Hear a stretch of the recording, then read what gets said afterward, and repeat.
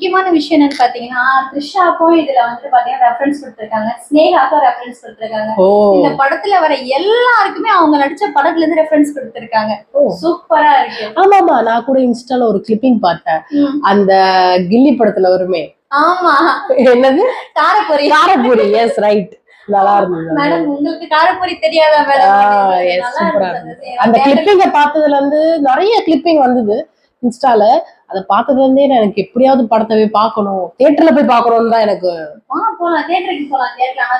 யாருமே வந்துட்டு போன்ல பார்க்க வேண்டாம். ஏன்னா போன்ல பார்த்து எக்ஸ்பீரியன்ஸா ஸ்பாயில் பண்ணிக்க வேணாம் தான் நான் சொல்லுவேன். தியேட்டர்ல போய் தியேட்டர்ல மக்களோட மக்களா ஏகே ஃபேன்ஸ் கூட உட்காந்து இந்த படத்தை பார்க்கணும். ஏன்னா தலை வந்துட்டு உண்மையா சொல்லணும்னா, நான் வந்துட்டு உண்மையா ரசிச்ச படம் பாத்தீங்கன்னா தலை ஜாலியா ஃபன் மூட்ல எடுத்த படம் அநேகன்னு சொல்லிட்டு ஒரு படம் வந்துச்சு, தெரியுமா உனக்கு?